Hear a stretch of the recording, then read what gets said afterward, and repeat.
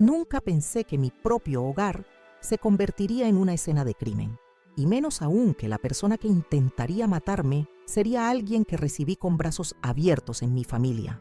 Soy Ernestina Valdivia, tengo 68 años y estoy aquí para contarles cómo escapé de la muerte por puro instinto. Una taza de café casi terminó con mi historia para siempre. Todavía recuerdo perfectamente aquel día. El sol entraba por las rendijas de la cortina de mi sala en el residencial Los Naranjos, aquí en Medellín. Un condominio tranquilo, donde vivo desde hace más de 30 años. Un lugar donde todos se conocen, donde crié a mi hijo y donde pensaba que pasaría mis últimos años en paz. Qué equivocada estaba. Era un martes como cualquier otro, o eso creía yo. Los martes suelen tener una rutina especial para mí. Riego mis plantas por la mañana, preparo un almuerzo ligero y espero la visita de mi hermana Margarita, quien viene religiosamente cada semana desde que enviudó hace 5 años. Vivimos a 20 minutos de distancia, pero esas visitas semanales mantienen vivo el vínculo que forjamos desde niñas en nuestra casa familiar en las afueras de Medellín. Aquel día había amanecido particularmente hermoso. El clima de abril en nuestra ciudad es un regalo, ni demasiado caluroso ni demasiado frío. Las montañas que rodean el valle se veían nítidas, sin la neblina que suele cubrirlas. Desde mi balcón, mientras regaba mis orquídeas, pensaba en lo afortunada que era. A mis 68 años, gozaba de buena salud. Tenía una pensión modesta pero suficiente de mis años como maestra de escuela primaria y mi mayor orgullo, mi hijo Francisco, Paco, como le decimos cariñosamente, un ingeniero civil respetado en la ciudad. Paco se había casado hace 4 años con Verónica Bustamante, una farmacéutica que conoció en una conferencia sobre desarrollo urbano. Ella había asistido representando a la cadena de farmacias donde trabajaba, interesada en expandir sucursales en nuevos proyectos inmobiliarios. Mi hijo quedó prendado de ella desde el primer momento, elegante, culta, con una conversación fluida sobre cualquier tema. Cuando me la presentó un mes después, entendí su fascinación. Verónica tenía esa cualidad magnética que algunas personas poseen naturalmente. En los primeros años de su matrimonio, Verónica parecía la nuera perfecta. Me visitaba con frecuencia, me traía pequeños obsequios, preguntaba por mis medicamentos para la presión arterial, incluso me conseguía descuentos especiales. «Qué suerte tiene usted, doña Ernestina, tener una farmacéutica en la familia», me decían mis amigas del condominio durante nuestras partidas de brisca los jueves. Si hubieran sabido lo que ese conocimiento farmacéutico realmente significaría para nuestra familia, los cambios comenzaron de manera tan sutil que apenas los noté. Primero fueron pequeñas alteraciones en el comportamiento de Paco, olvidos inusuales, como no recordar conversaciones que habíamos tenido días antes.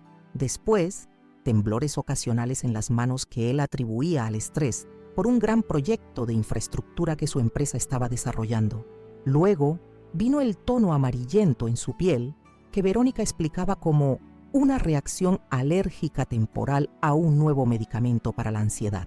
«Mamá, estoy bien», me decía Paco cada vez que expresaba mi preocupación. «Es solo cansancio. Este proyecto me tiene agotado». Pero yo conocía a mi hijo. Lo había criado sola después de quedar viuda cuando él tenía apenas 12 años.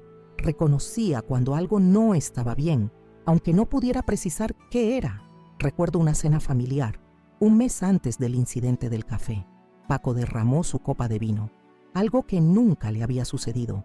Sus manos temblaban visiblemente. Cuando miré a Verónica esperando ver preocupación, noté algo perturbador. Lo observaba con una expresión clínica, casi como una científica estudiando los efectos de un experimento. Cuando nuestras miradas se cruzaron, rápidamente cambió su expresión a una de esposa preocupada. «No te preocupes por el mantel, mamá», dijo Paco, claramente avergonzado. «Creo que tengo la presión baja hoy». «No te preocupes, amor», intervino Verónica antes de que yo pudiera hablar. «He notado eso últimamente. Por eso comencé a darte esos suplementos especiales. Ventajas de estar casado con una farmacéutica, ¿no?». Sonrió, pero el gesto no llegó a sus ojos. Fue la primera vez que sentí un escalofrío real en su presencia. Había algo depredador en esa mirada, algo calculador y frío. En ese momento una pequeña semilla de desconfianza se plantó en mi mente. Y entonces vino aquella visita fatídica, la visita del café envenenado. El timbre sonó a las 10:13 de la mañana. Lo recuerdo perfectamente porque acababa de revisar el reloj, calculando cuánto tiempo me quedaba para preparar el almuerzo antes de que llegara Margarita. No esperaba visitas. Cuando miré por la mirilla y vi a Verónica, me sorprendió. Normalmente ella llamaba antes de venir, siempre tan correcta y considerada. Pero allí estaba, sonriendo, con una bolsa de compras elegante en la mano. «Suegra querida», pasaba cerca y pensé en hacerle una visita sorpresa, exclamó mientras me abrazaba. Su perfume era más intenso de lo habitual, una fragancia cara que contrastaba con mi sencilla colonia de lavanda. «Qué alegría, Verónica», respondí sinceramente. A pesar de mis recientes inquietudes, siempre aprecié sus visitas. «¿Y Paco? ¿Está trabajando?» «Sí, tiene una reunión importante hoy con inversionistas extranjeros. Yo tenía la mañana libre y pensé, qué mejor que visitar a mi suegra favorita». La invité a pasar a la sala, notando algo diferente en su apariencia, siempre elegante. Ese día Verónica parecía especialmente arreglada. Un traje sastre azul marino de corte impecable, joyas discretas pero evidentemente costosas, maquillaje perfecto que resaltaba sus ojos verdes, como si se hubiera preparado para una ocasión especial.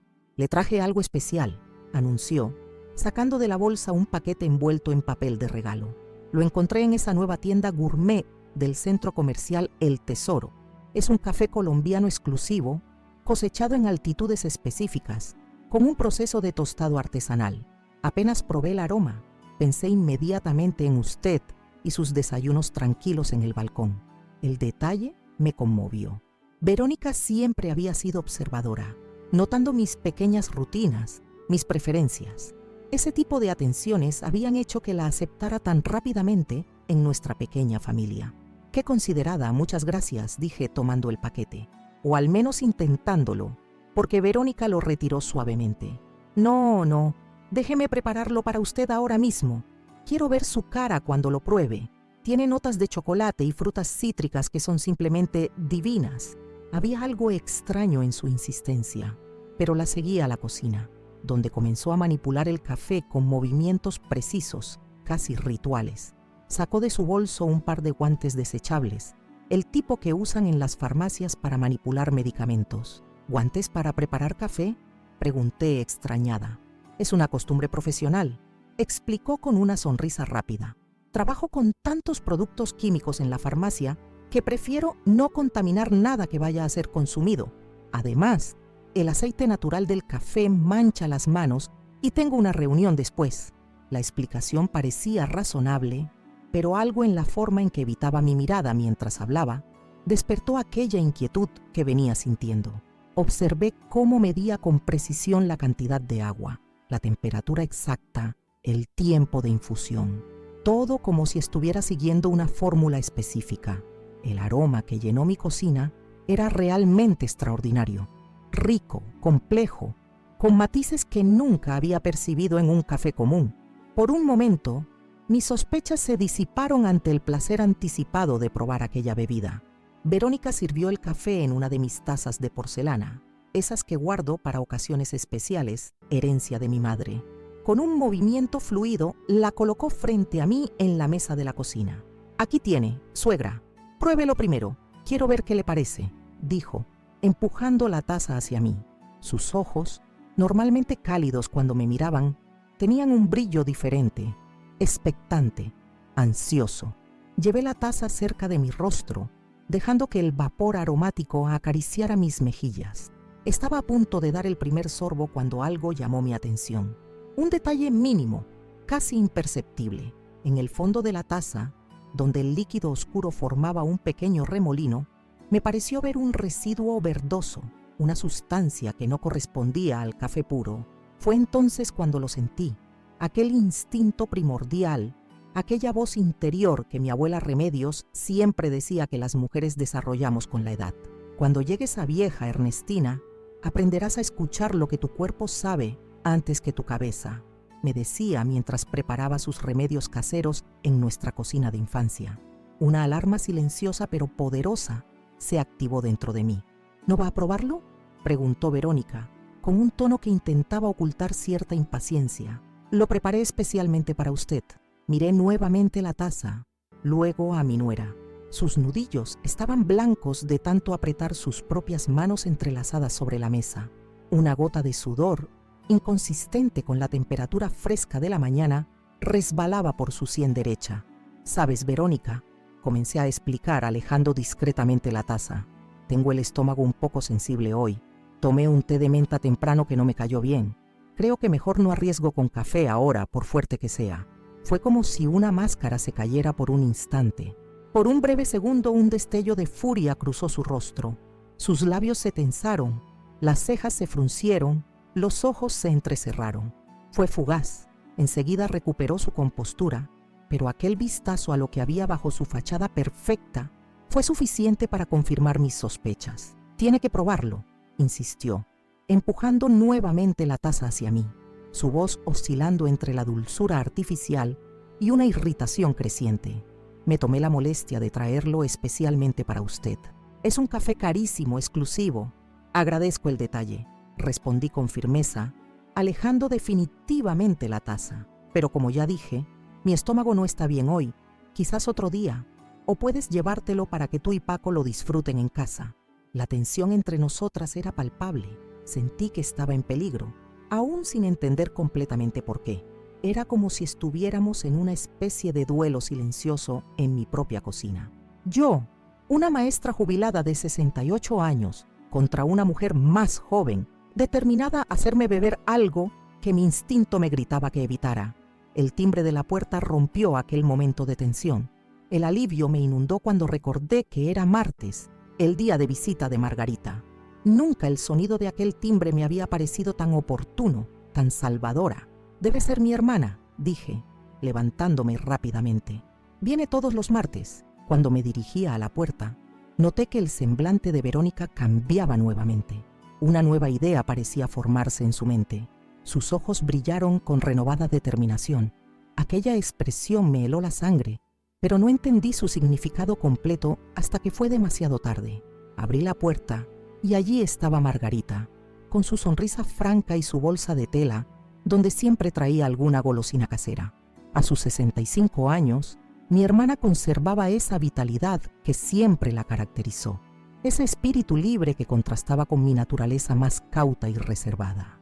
«Ernestina, ¿cómo está mi hermana favorita?», exclamó abrazándome con fuerza. Cuando se separó, notó inmediatamente la tensión en mi rostro. Siempre fuimos así, capaces de leernos mutuamente como libros abiertos. «¿Pasa algo?».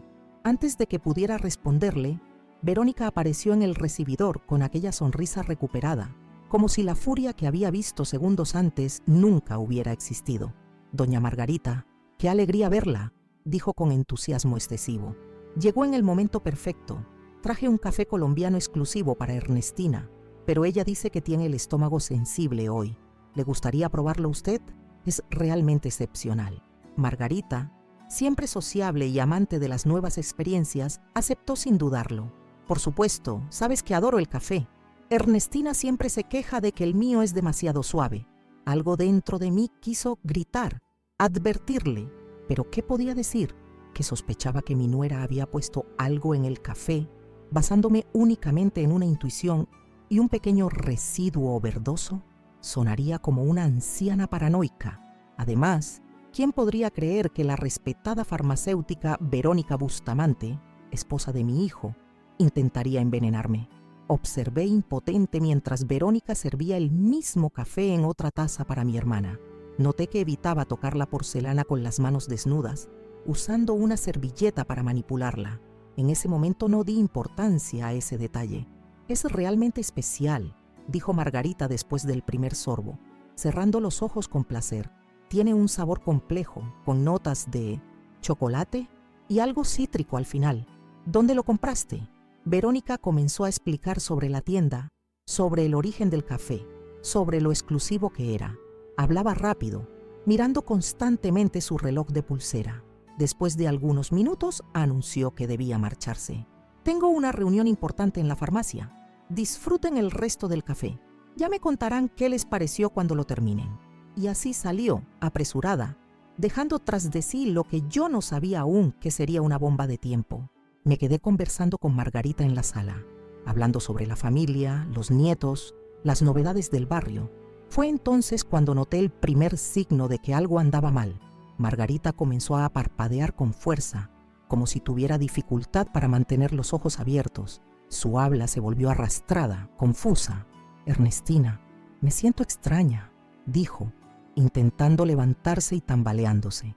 Antes de que pudiera alcanzarla, se desplomó en el suelo de mi sala, derribando la mesita de centro con un estruendo. El pánico se apoderó de mí.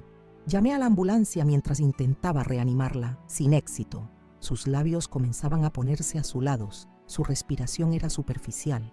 Cuando los paramédicos llegaron, ya estaba inconsciente. «¿Qué comió o bebió en las últimas horas?», preguntó uno de ellos mientras la colocaban en la camilla. Fue en ese momento que la sospecha comenzó a formarse claramente en mi mente. Una sospecha tan terrible que al principio intenté rechazarla. «Solo un café importado que mi nuera trajo hoy». El paramédico intercambió una mirada significativa con su colega. «Vamos a llevarla inmediatamente al Hospital San Rafael. Puede acompañarla, pero necesitaremos ese café para análisis». Mientras la ambulancia cortaba las calles de Medellín con su sirena estridente, yo sostenía la mano gélida de mi hermana, rezando para que sobreviviera, y pensaba en cómo mi instinto me había salvado. Si hubiera tomado aquel café, sería yo en la camilla, o tal vez ni siquiera habría llegado viva al hospital. El Hospital San Rafael estaba inusualmente concurrido aquel día. Los pasillos rebosaban de personas, algunas con rostros de preocupación, otras con la resignación de la espera prolongada. Pero para Margarita no hubo espera. La gravedad de su estado hizo que la atendieran inmediatamente. La llevaron a la unidad de cuidados intensivos, mientras yo me quedaba en el frío pasillo, con la taza de café envenenado cuidadosamente preservada en una bolsa plástica que me dio un paramédico. Las horas siguientes fueron una agonía de incertidumbre. Mi mente oscilaba entre la preocupación por Margarita y el horror creciente ante lo que creía haber descubierto sobre Verónica. ¿Era posible? ¿La esposa de mi hijo había intentado envenenarme deliberadamente? Y si era así, ¿por qué? Repasé mentalmente cada interacción con Verónica en los últimos meses. Las visitas frecuentes, los regalos pequeños pero constantes, su interés en mis medicamentos. «Es para asegurarme de que no haya interacciones peligrosas», había dicho. En aquel momento lo tomé como una muestra de cuidado. Ahora me preguntaba si estaba estudiando mi régimen médico para planificar mejor cómo eliminarme.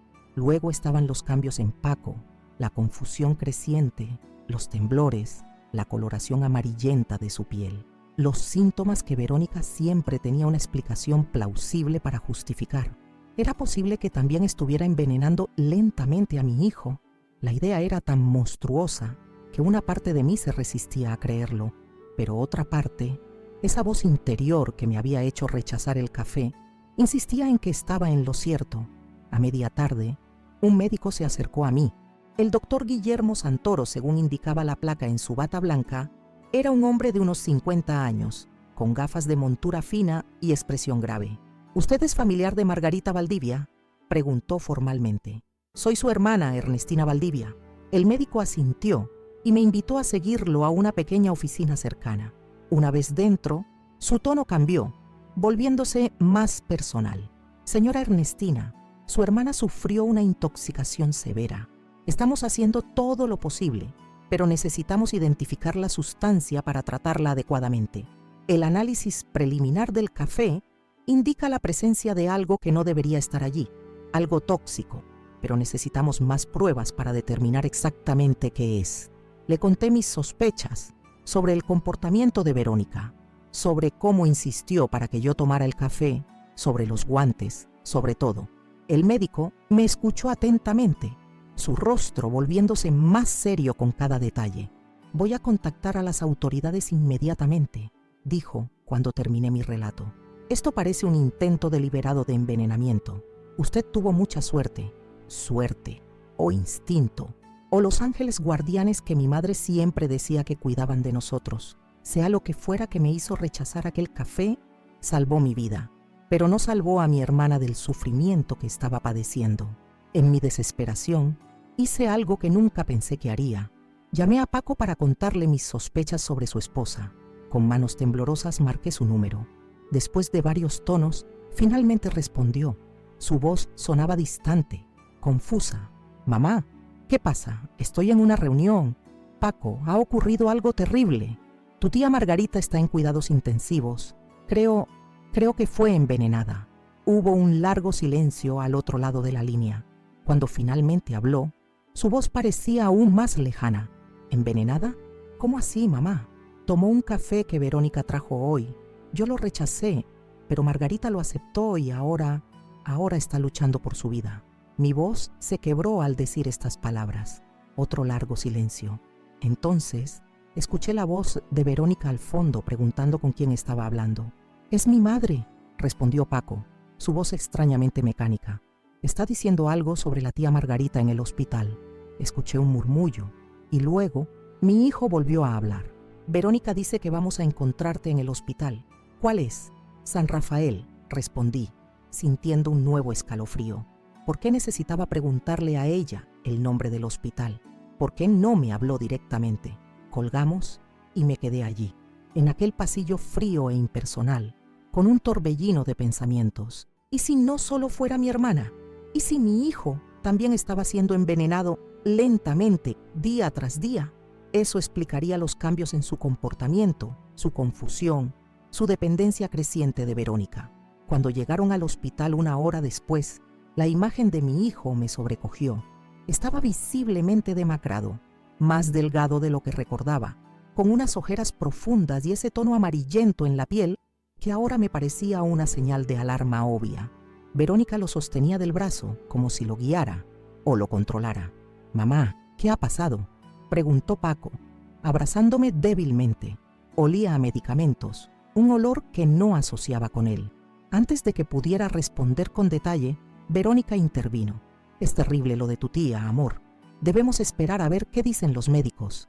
Noté cómo me observaba, estudiando mi reacción. Sus ojos, siempre calculadores, ahora parecían evaluar si yo sospechaba de ella. Decidí jugar su juego, al menos por el momento. Estábamos tomando café cuando se desmayó repentinamente, dije, evitando mencionar explícitamente que era el café que ella había traído. «Los médicos están haciendo pruebas». Verónica asintió, fingiendo preocupación. «Espero que no sea nada grave. ¿Han mencionado algo sobre un derrame cerebral? A su edad es bastante común». La frialdad con la que sugirió una causa natural para lo que ella sabía era un envenenamiento me heló la sangre.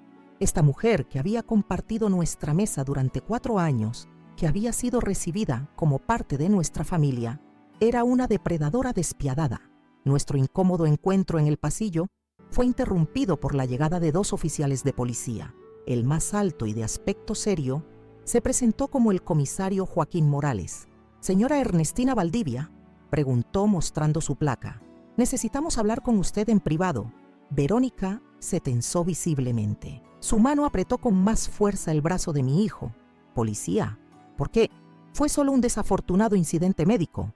El comisario la miró con atención. «¿Y usted es Verónica Bustamante, nuera de la señora Ernestina? Mi esposo es Francisco Valdivia». «Bien, señora Bustamante. También necesitaremos hablar con usted después». Seguí al comisario a la misma oficina donde había hablado con el médico. Una vez dentro, me informó que el análisis preliminar del café había confirmado la presencia de una sustancia tóxica rara, generalmente utilizada como pesticida, pero en una concentración muy superior a la normal. «Esto no fue accidental, señora Valdivia. Fue un intento deliberado de envenenamiento». Aunque ya lo sospechaba, escuchar la confirmación oficial fue como un golpe en el estómago. Alguien había intentado matarme, y ese alguien era la esposa de mi único hijo. «Vamos a iniciar una investigación inmediatamente», continuó el comisario. «Pero necesito que mantenga la normalidad por ahora. No confronte a su nuera. No deje que sospeche que estamos investigando. Esto puede ser peligroso para usted y especialmente para su hijo. Si sus sospechas sobre él también estar siendo envenenado son correctas». Asentí, comprendiendo la gravedad de la situación. «¿Qué pasará con mi hermana? El doctor Santoro es un especialista en toxicología, además de intensivista. Están haciendo todo lo posible por identificar exactamente qué veneno se utilizó para poder administrar el antídoto adecuado. Han enviado muestras a un laboratorio especializado en Bogotá. Mientras salíamos de la oficina, vi a mi nieta Luciana llegando apresuradamente al hospital. A sus 19 años, estudiante de Derecho en la Universidad Nacional, Luciana siempre fue observadora y perspicaz. Heredó eso de mí, decían todos. Cuando vio al comisario saliendo conmigo, su expresión cambió de preocupación a alarma. Abuela, ¿qué ha pasado? Me llamó papá diciendo que la tía Margarita estaba hospitalizada, pero sonaba tan extraño. ¿Y por qué está la policía aquí? La abracé fuertemente, encontrando consuelo en su presencia. Luciana siempre fue mi confidente, mi aliada en muchas batallas familiares, pero ahora enfrentábamos algo mucho más oscuro que cualquier desacuerdo familiar anterior. Tu tía está grave, mi niña. Fue envenenada. Los ojos de Luciana se agrandaron con horror. ¿Envenenada? ¿Cómo? Miré al comisario, quien asintió levemente, dándome permiso para compartir la información con mi nieta. Con un café que Verónica trajo a mi casa esta mañana, un café que insistió en que yo tomara, pero que rechacé por pura intuición. Margarita lo tomó en mi lugar. Luciana se llevó una mano a la boca, pero su expresión no era solo de sorpresa. Había algo más allí. Reconocimiento. Abuela, dijo en voz baja, hay algo que necesito contarte. Algo sobre Verónica que he estado investigando desde hace meses. El comisario Morales intervino. Señorita, si tiene información relevante para este caso, necesito escucharla también. Luciana asintió y nos condujo a una esquina apartada del pasillo. Sus ojos recorrieron el área, asegurándose de que Verónica no estuviera cerca. Entonces, abrió su mochila y sacó una carpeta llena de documentos. Abuela, Verónica no es quien dice ser. Su verdadero nombre es Vanessa Moretti, y no es la primera vez que hace esto. En los minutos siguientes, mi nieta desenrolló una historia tan terrible que, de no ser por las pruebas concretas ante mis ojos, habría dudado que fuera posible. Vanessa Moretti, o Verónica como la conocíamos, era en realidad una criminal buscada en otros países, especializada en un tipo específico de estafa. Se casaba con hombres adinerados, los aislaba de sus familias y lentamente los envenenaba, asumiendo el control de sus bienes. Encontré registros de al menos 3 casos anteriores, explicó Luciana, mostrando recortes antiguos de periódicos que había compilado. Uno en Perú, otro en Ecuador, otro en Venezuela. Hombres que murieron de causas naturales o enfermedades misteriosas después de casarse con una mujer que, por las descripciones y fechas, solo puede ser ella. ¿Cómo descubriste todo esto?, pregunté, abrumada por la magnitud de lo que estábamos descubriendo. Comencé a sospechar hace meses cuando noté los cambios en papá. Al principio pensé que era estrés o tal vez algún problema en su relación, pero después empecé a sospechar que era algo más grave. Luciana conectó su laptop e insertó una memoria USB. Encontré cosas en su computadora, documentos, investigaciones sobre sustancias tóxicas, notas sobre dosis. En la pantalla del ordenador aparecieron varias carpetas. Luciana abrió una de ellas, mostrando documentos digitalizados con diferentes nombres, identidades falsas, certificados de nacimiento adulterados, diplomas forjados. El comisario Morales observaba todo con creciente alarma. Esto es evidencia de una operación criminal sofisticada. ¿Cómo obtuviste acceso a su computadora? Ella deja su laptop en casa cuando va a la farmacia. Un día fingí estar enferma para no ir a clases y busqué en sus archivos. Descubrí esta carpeta oculta que requería contraseña, pero, bueno, soy buena con las computadoras. Mientras absorbía toda esta información devastadora, una pregunta crucial surgió en mi mente. Luciana, si descubriste todo esto, ¿por qué no lo denunciaste antes? El joven rostro de mi nieta se contrajo en una expresión de culpa y miedo, porque no tenía pruebas suficientes, solo sospechas y documentos que por sí solos no probaban nada definitivo.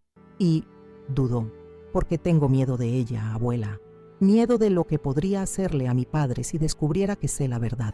Entendí inmediatamente el dilema de mi nieta. Joven, viviendo aún parcialmente bajo el cuidado de su padre y su madrastra, Luciana estaba en una posición vulnerable. Pero ahora, con lo que le pasó a la tía Margarita, no puedo seguir callando. Esto es intento de homicidio, y temo que papá sea el siguiente, o que ya esté siendo envenenado lentamente. El comisario Morales cerró su libreta donde había estado tomando notas furiosamente.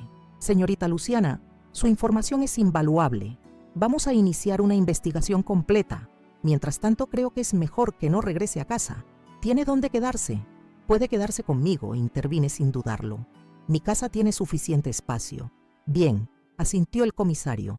Voy a asignar vigilancia discreta para su residencia, señora Valdivia, y necesitaremos hacer pruebas toxicológicas a su hijo inmediatamente, sin que la señora Bustamante, o mejor dicho, Moretti, lo sepa. Miré a través de la ventana del pasillo hacia la sala de espera, donde Paco estaba sentado junto a Verónica. Mi hijo parecía tan frágil, tan disminuido. La mujer a su lado, que le acariciaba la mano con aparente ternura, era en realidad su verdugo. La rabia y el miedo se mezclaron en mi interior. ¿Cómo lo haremos?, pregunté. Ella no lo deja solo ni un momento. El comisario sonrió levemente. Déjenos eso a nosotros. Tenemos métodos para separar temporalmente a las personas sin levantar sospechas. Mientras tanto, actúen con normalidad. No dejen que sospeche que la hemos descubierto. Así comenzó el periodo más angustioso de mi vida. Fingir normalidad mientras sabía que estaba conviviendo con una asesina. Sonreír a la mujer que intentó matarme y que casi mata a mi hermana. Observar a mi hijo consumirse lentamente bajo los cuidados envenenados de su esposa. Pero la verdad no permanecería oculta por mucho tiempo. La investigación avanzaba y pronto descubriríamos que el caso era aún más siniestro de lo que cualquiera podía imaginar. Verónica, o Vanessa, no era solo una mujer tratando de deshacerse de una suegra incómoda. Era una depredadora experimentada, metódica, que había dejado un rastro de víctimas por donde pasaba. Y yo, sin saberlo, me había convertido en su próximo objetivo. Las siguientes 48 horas fueron una danza macabra de fingimiento y estrategia. El comisario Morales había dispuesto vigilancia discreta alrededor de mi casa, donde ahora Luciana y yo nos refugiábamos. También había organizado la forma de obtener muestras de sangre de mi hijo sin que Verónica lo supiera. Su hijo tiene una cita programada mañana en la clínica universitaria para una revisión de rutina, me explicó el comisario en una llamada telefónica. Hemos contactado con el médico de cabecera y está colaborando. Le harán análisis completos bajo el pretexto de un chequeo anual. Esa noche apenas pude dormir. Mi mente era un torbellino de preguntas sin respuesta, escenarios terribles y culpa abrumadora. ¿Cómo no había visto antes las señales? ¿Cuánto daño ya habría sufrido mi hijo? Cada vez que cerraba los ojos, veía el rostro de Margarita, pálido e inmóvil en aquella cama de hospital. Y luego el de Paco, con aquella coloración amarillenta y los ojos desenfocados. Y finalmente el de Verónica, con esa sonrisa calculadora mientras me ofrecía la taza de café letal. A la mañana siguiente, Luciana me encontró en la cocina, preparando té para ambas. Mi nieta había dormido tan poco como yo. Las sombras bajo sus ojos lo evidenciaban. Abuela, dijo mientras se sentaba en la mesa, he estado pensando, si Verónica lleva meses envenenando a papá, ¿cómo lo hace exactamente? Necesitamos saberlo para detenerla. Era una pregunta que también me atormentaba. Recordé los temblores de Paco, su confusión, los síntomas que habíamos atribuido al estrés o a una misteriosa condición médica. Debe ser algo cotidiano, reflexioné, algo que él consume regularmente y que ella puede controlar. Sus medicamentos, concluyó Luciana casi al mismo tiempo que yo llegaba a la misma conclusión. Papá toma vitaminas y un suplemento para el estrés que ella le prepara cada mañana y cada noche. Lo he visto muchas veces. ¿Puedes recordar cómo son, qué aspecto tienen? Son cápsulas transparentes con un polvo verdoso dentro. Ella dice que es una mezcla especial de hierbas medicinales que consigue en la farmacia donde trabaja. Un escalofrío recorrió mi espalda al recordar el residuo verdoso que había visto en el fondo de la taza de café. ¿Sería la misma sustancia? Habría estado envenenando a Paco a plena vista, fingiendo ayudarlo con suplementos medicinales. A las 10 de la mañana, recibí la llamada que esperaba del Hospital San Rafael. El doctor Santoro tenía noticias de Margarita. Señora Valdivia, su hermana ha respondido al tratamiento. Está consciente, fuera de peligro. Lágrimas de alivio corrieron por mis mejillas. Gracias, doctor. Gracias a Dios. No agradezca todavía. La recuperación será lenta. El veneno dañó temporalmente sus riñones y sistema nervioso, pero es fuerte. Y ahora que sabemos exactamente con qué sustancia estamos tratando, podemos administrar el antídoto específico. ¿Qué era, doctor? ¿Qué había en ese café? Hubo un breve silencio al otro lado de la línea. Una neurotoxina derivada de una planta tropical rara, mezclada con un compuesto hepático. Una combinación letal que causa fallo multiorgánico, pero simula los síntomas de una enfermedad natural. Algo que solo alguien con conocimientos farmacéuticos avanzados podría crear. Exactamente el perfil de Verónica, o mejor dicho, de Vanessa Moretti.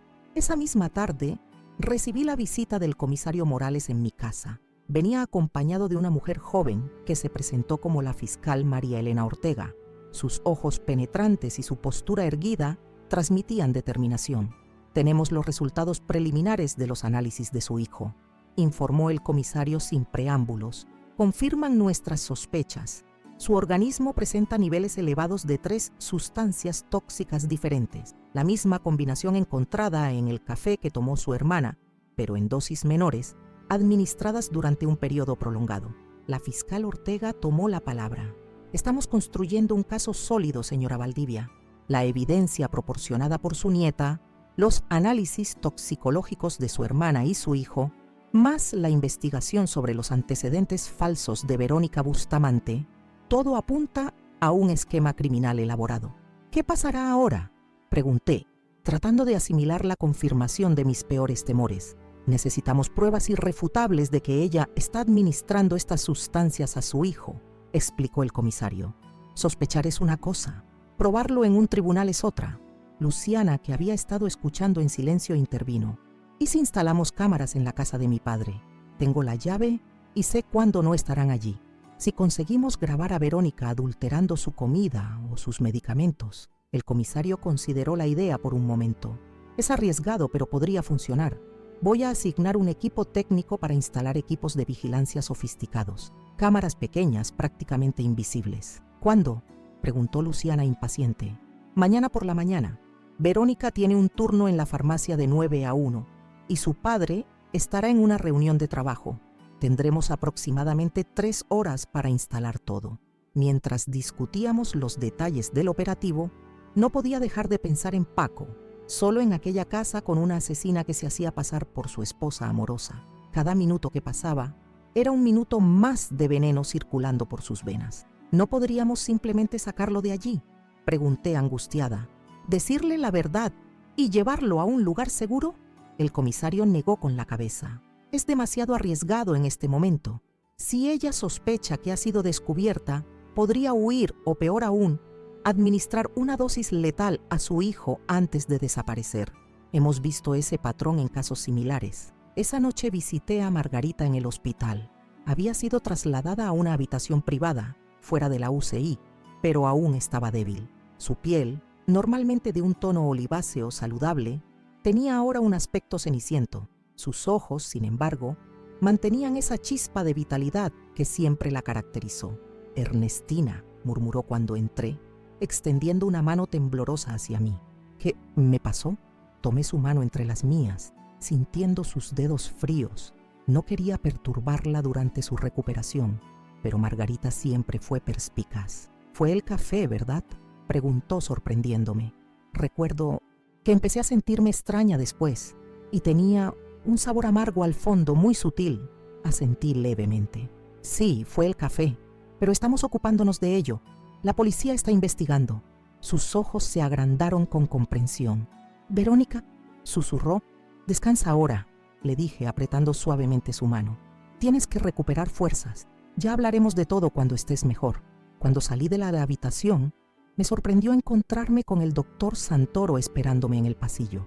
Su expresión era difícil de leer. «Señora Valdivia, ¿podríamos hablar en privado?». Lo seguí hasta su despacho. Un espacio pequeño pero ordenado, con paredes cubiertas de diplomas y estanterías llenas de libros médicos.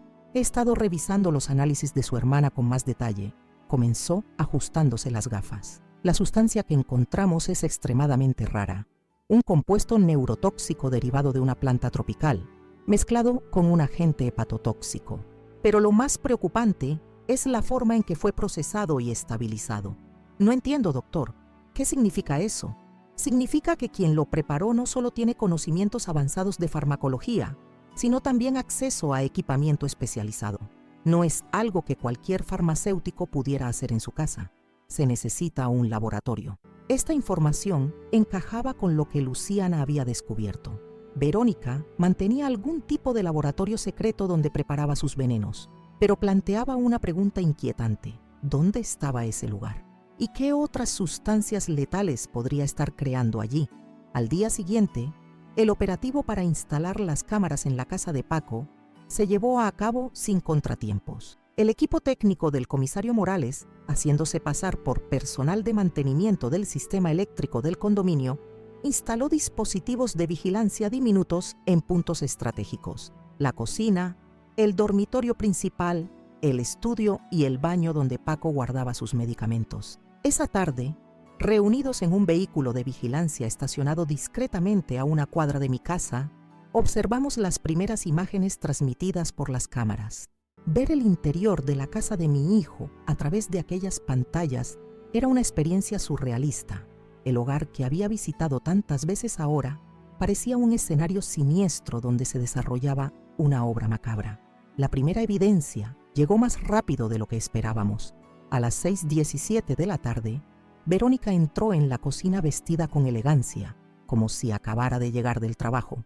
Sacó una pequeña caja de joyas de su bolso, pero cuando la abrió, en lugar de joyas, contenía varios frascos pequeños con líquidos y polvos de diferentes colores. Con movimientos precisos, casi rituales, seleccionó un frasco con un polvo verdoso y lo mezcló con el contenido de un frasco que contenía un líquido transparente.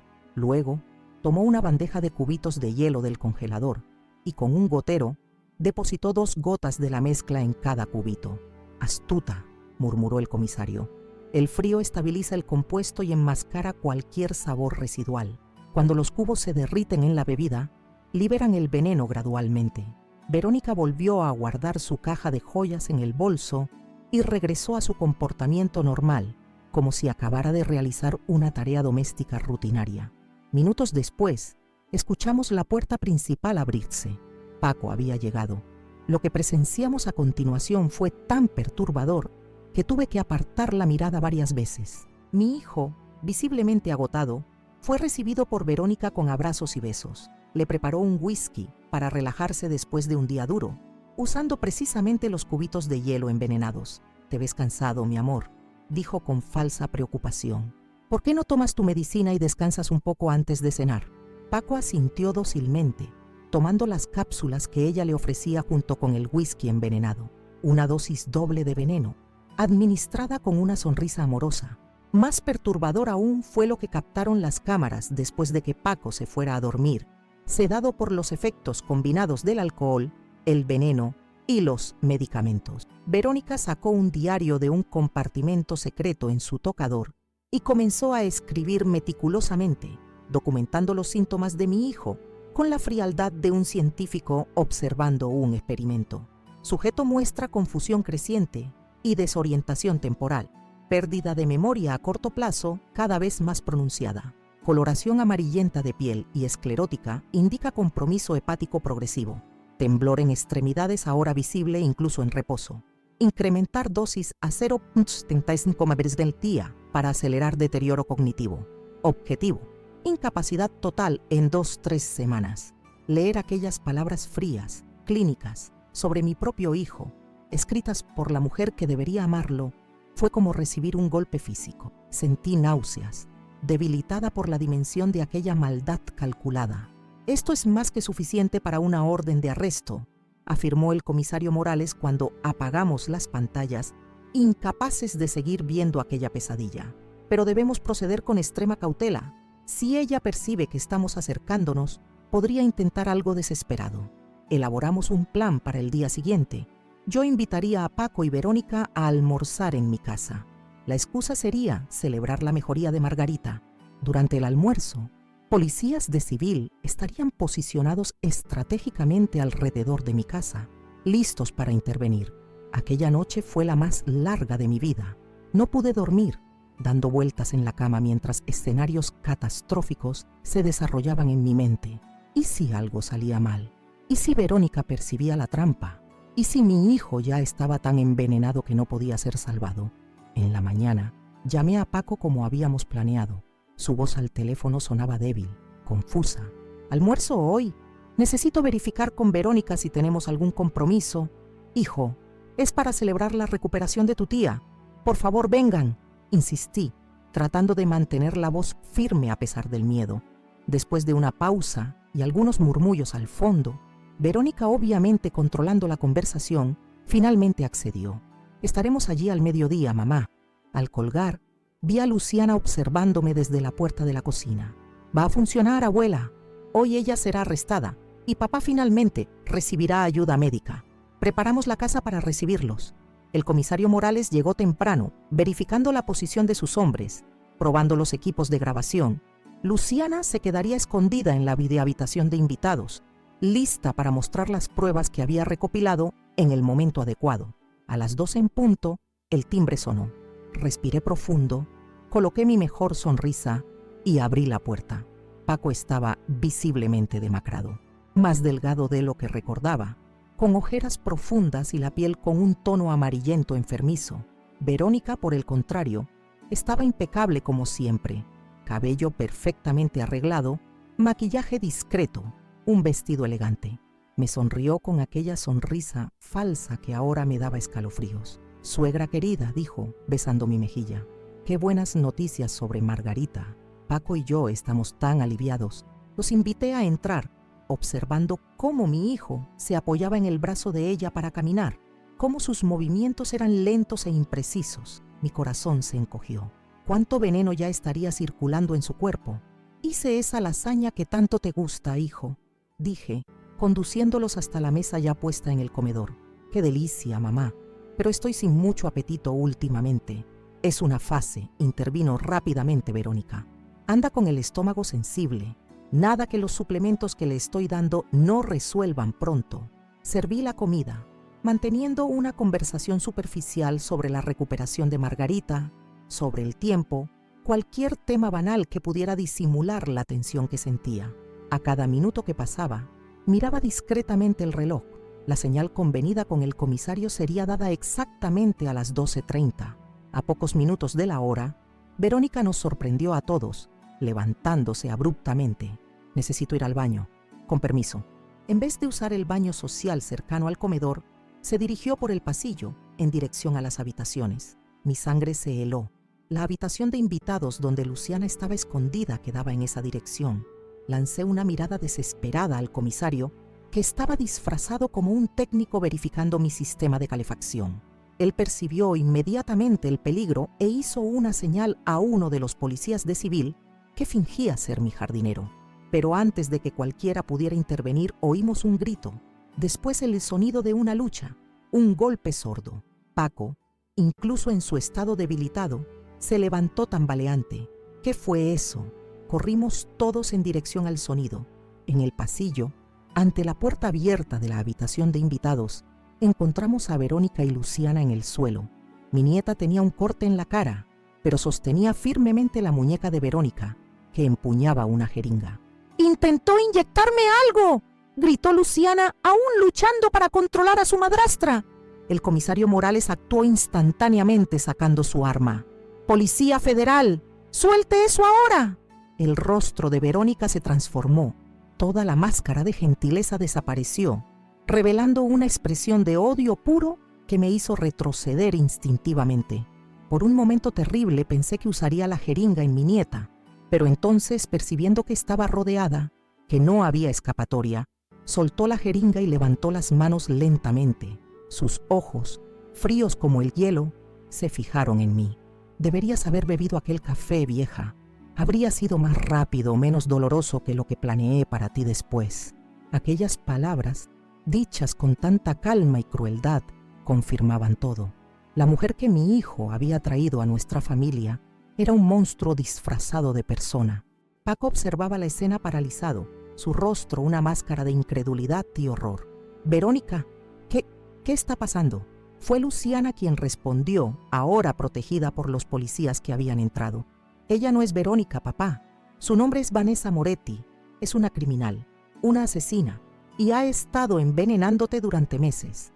Los policías esposaron a Verónica, Vanessa, leyéndole sus derechos mientras la conducían fuera.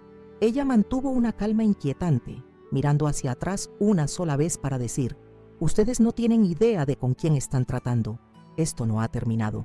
Aquellas palabras resonaron en mi mente mientras abrazaba a mi hijo desorientado, intentando explicarle la terrible verdad sobre la mujer con quien se había casado. Una verdad que en su estado confuso y envenenado apenas podía comprender. Necesitábamos actuar rápido. El comisario Morales organizó el traslado inmediato de Paco al Hospital San Rafael, donde el doctor Santoro ya estaba preparado para iniciar el tratamiento de desintoxicación. El médico nos recibió en la entrada de urgencias, su rostro reflejando la gravedad de la situación. Lo llevaremos directamente a la unidad de toxicología, explicó mientras los enfermeros transferían a Paco a una camilla. Necesitamos comenzar la desintoxicación de inmediato. Cada hora que pasa con esas sustancias en su organismo causa más daño. ¿Se recuperará completamente?, pregunté, aterrada ante la posibilidad de secuelas permanentes. El doctor Santoro eligió sus palabras cuidadosamente. El hígado tiene una capacidad notable de regeneración. El sistema nervioso es más complejo. La buena noticia es que gracias a su intervención, hemos identificado el veneno antes de que causara daños irreversibles. El tratamiento será similar al que estamos aplicando con su hermana, pero más intensivo debido a la exposición prolongada. Vi cómo se llevaban a mi hijo por el pasillo, su figura demacrada sobre la camilla blanca. Un hijo que había criado sola, que había visto crecer, graduarse, convertirse en un profesional respetado, y ahora reducido a esto por la maldad calculada de la mujer en quien había confiado. El comisario Morales se acercó, interrumpiendo mis sombríos pensamientos. Señora Valdivia, necesitamos su ayuda para otro asunto urgente. Hemos obtenido una orden judicial para registrar todas las propiedades asociadas con Vanessa Moretti, incluida la casa que compartía con su hijo. Pero también creemos que podría tener otro lugar, un sitio donde preparaba estos venenos. ¿Un laboratorio clandestino?, pregunté, recordando lo que el doctor Santoro había dicho sobre la sofisticación de los compuestos. Exactamente. ¿Recuerda cualquier mención de Verónica sobre un espacio de trabajo, un estudio, tal vez un lugar donde decía que necesitaba privacidad? Busqué en mi memoria, tratando de recordar cualquier detalle que pudiera ser relevante. Mencionó una vez que alquilaba un pequeño espacio creativo, donde experimentaba con fórmulas para productos dermatológicos naturales. Dijo que era su proyecto paralelo, algo que hacía en su tiempo libre. Mencionó dónde estaba este espacio. No específicamente, pero recuerdo que una vez la vi salir de un edificio antiguo en el barrio El Poblado. Cuando la saludé, pareció sorprendida, casi alarmada de verme allí. Dijo que estaba visitando a una amiga, pero su reacción fue extraña. El comisario anotó la información. Es un comienzo. Investigaremos todos los alquileres en esa zona a nombre de Verónica Bustamante o cualquiera de sus alias conocidos. Esa misma tarde, mientras yo permanecía en el hospital junto a Paco y Margarita, ahora en habitaciones contiguas para mi tranquilidad, el equipo del comisario Morales hizo un descubrimiento sorprendente. Localizaron un pequeño apartamento alquilado bajo otro nombre falso en un edificio antiguo del poblado, exactamente donde yo había visto a Verónica meses atrás. Lo que encontraron allí sobrepasó nuestras peores expectativas. El comisario me mostró fotografías en su teléfono cuando vino a informarme. Un espacio transformado en laboratorio clandestino, con equipamiento sofisticado, productos químicos, plantas secas en frascos etiquetados, cuadernos llenos de anotaciones detalladas. Era prácticamente un laboratorio profesional, explicó, mostrándome más imágenes. Tenía equipos que normalmente solo se encuentran en instalaciones de investigación farmacéutica: microscopios avanzados, centrífugas, extractores, incubadoras. No era un pasatiempo, era una operación criminal sofisticada. Pero lo más perturbador no eran los equipos o las sustancias, eran los archivos meticulosamente organizados. Cada carpeta contenía información detallada sobre una víctima, fotos, datos personales, registros médicos, testamentos, extractos bancarios y lo más escalofriante, diarios clínicos donde Vanessa registraba día tras día el deterioro de cada hombre que había envenenado. Francisco Valdivia, día 47 de administración, sujeto presentando desorientación creciente, especialmente por las mañanas. Episodios de olvido de eventos recientes, temblor en manos intensificándose, coloración de piel evolucionando hacia tono amarillento, dosis ajustada a 1 ml en bebida nocturna, estimación para incapacitación total, 3 semanas. Plan para muerte natural, insuficiencia hepática aguda. Leer aquellas palabras frías y clínicas sobre mi propio hijo me dejó físicamente enferma. Tuve que sentarme, sintiendo que el mundo giraba a mi alrededor.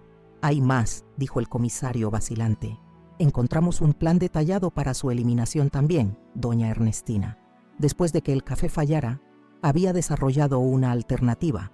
Me mostró otro cuaderno, abierto en una página específica. Ernestina Valdivia, eliminación reprogramada. Método, contaminación del sistema de ventilación de la residencia con esporas de hongo Aspergillus modificado. Ventaja, simulará infección respiratoria común en ancianos. Implementación prevista para 15/05. Aquella fecha era apenas 2 semanas después de la detención de Vanessa. Si no hubiéramos descubierto la verdad a tiempo, yo sería su próxima víctima, a través de un método aún más elaborado e imposible de detectar. Ella no es solo una criminal, doña Ernestina. Es una psicópata con inteligencia excepcional y conocimientos avanzados. Una combinación letal. Durante los días siguientes, la investigación avanzó rápidamente. Con las evidencias encontradas en el apartamento secreto, la policía logró conectar a Vanessa con al menos 7 muertes anteriores, además de 3 intentos de asesinato, incluidos el mío y el de Luciana. Uno de los casos reabiertos fue particularmente conmovedor. En Quito, Ecuador, 5 años antes, un empresario del sector inmobiliario, coincidentemente la misma área de Paco, había muerto por causas naturales 6 meses después de casarse con una mujer llamada Cristina Mendoza, que desapareció poco después del funeral, liquidando todos los bienes del marido. La hija de ese hombre, Patricia Herrera, vino especialmente a Medellín cuando supo de la detención de Vanessa. Nuestro encuentro en la estación de policía fue emotivo. Ella tenía apenas 16 años cuando perdió a su padre y siempre sospechó que algo andaba mal, pero nadie creyó en las intuiciones de una adolescente traumatizada. Durante años, pensé que me estaba volviendo loca, me dijo Patricia, sus ojos verdes llenos de lágrimas. Mi padre estaba perfectamente sano antes de conocerla. Después, se deterioró rápidamente. Yo veía los cambios, la confusión, el temblor en las manos, pero los médicos insistían en que era una enfermedad degenerativa. Ella no dejaba que yo estuviera a solas con él, siempre vigilando, siempre controlando todo. Abracé a aquella joven que, como Luciana, tuvo la intuición para percibir el mal, pero no el poder para impedirlo. Al menos ahora tenemos justicia. Ella no hará esto a nadie más. Mientras tanto, en el Hospital San Rafael, Paco y Margarita progresaban en su recuperación, aunque a ritmos diferentes. Mi hermana, expuesta a una única dosis alta del veneno, respondía bien al tratamiento. Su cuerpo iba eliminando gradualmente las toxinas, y los médicos eran optimistas sobre una recuperación completa. Paco enfrentaba un camino más difícil. Meses de envenenamiento gradual habían causado daños más profundos y complejos. Su cuerpo respondía al tratamiento de desintoxicación, pero su mente luchaba para aceptar la verdad. Durante las primeras semanas, alternaba entre períodos de lucidez y momentos de confusión en que preguntaba por Verónica, sin recordar lo que ella había hecho. Es parte del proceso, me explicó el psiquiatra que lo acompañaba, el doctor Alonso Méndez. Además de los efectos de las toxinas, existe el trauma psicológico. La persona que él amaba y en quien confiaba estaba sistemáticamente intentando matarlo. Es una traición a un nivel tan profundo que la mente humana tiene dificultad para procesarla. Un avance significativo ocurrió cuando el comisario Morales trajo al hospital el diario encontrado en el escondite de Vanessa. Con autorización médica, mostró a Paco las anotaciones clínicas sobre su propio envenenamiento. Fue doloroso presenciar la comprensión formándose en sus ojos A medida que leía aquellas palabras frías y metódicas, su rostro pasó de la incredulidad al horror y finalmente a la ira. Una emoción que los médicos dijeron que era saludable y necesaria para su recuperación. ¿Cómo pude ser tan ciego?, me preguntó aquella noche, sus manos aún temblorosas, pero sus ojos más lúcidos de lo que había visto en meses. Había señales, tantas señales. Era especialista en manipulación, respondí sosteniendo su mano. Engañó a personas en varios países, personas inteligentes y cautelosas. No te culpes por haber creído en la persona que decía amarte. A medida que la fecha del juicio se aproximaba, nuevas revelaciones continuaban surgiendo. La más impactante vino cuando la policía finalmente identificó al hombre que se presentaba como Esteban Cordero, supuestamente hermano de Verónica. Su verdadero nombre era Carlos Moretti, y no era hermano, sino el marido legal de Vanessa. Nunca se divorciaron, explicó el comisario Morales, mostrándome el certificado de matrimonio original, fechado 17 años antes. Formaban una pareja criminal.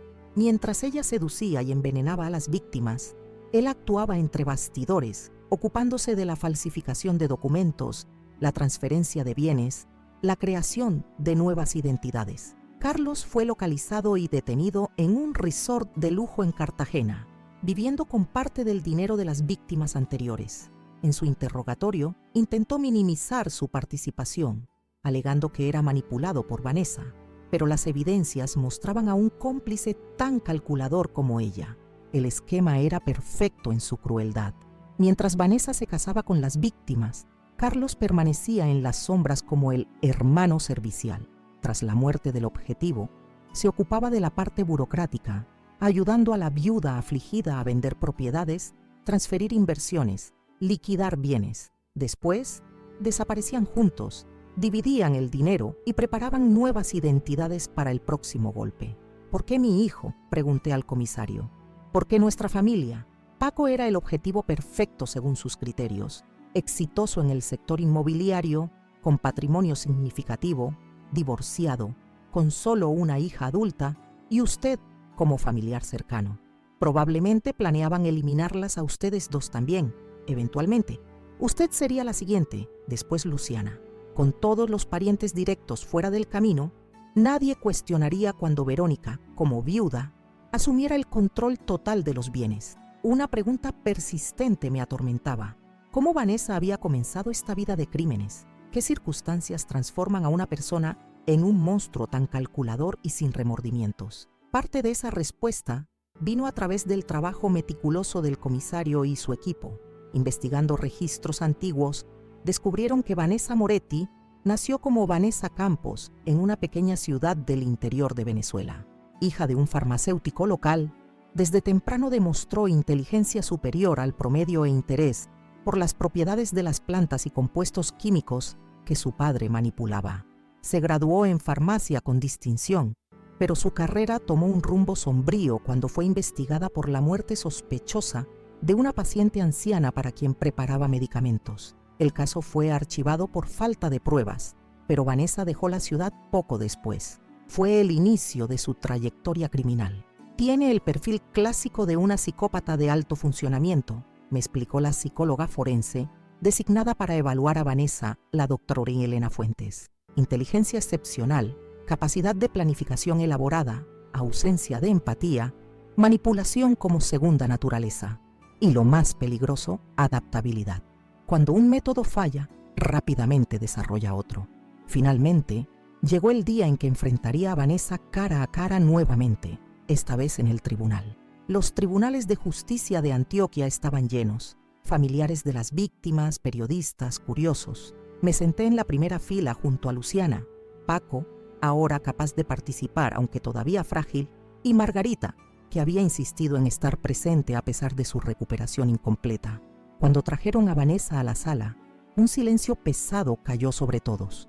Vestida con simplicidad, sin maquillaje, parecía casi irreconocible comparada con la elegante Verónica que conocíamos. Pero sus ojos, aquellos ojos fríos y calculadores, permanecían iguales. Por un momento, nuestras miradas se cruzaron. No vi arrepentimiento, remordimiento o vergüenza.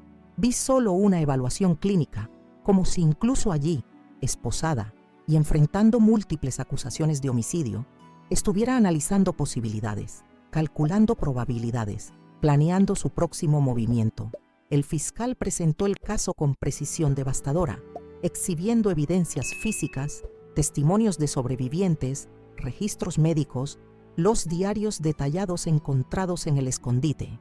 El jurado observaba horrorizado la reconstrucción metódica de años de crímenes calculados. Cuando llegó mi turno de testificar, conté todo: la visita inesperada, el café envenenado, mi rechazo basado en pura intuición, el colapso de Margarita.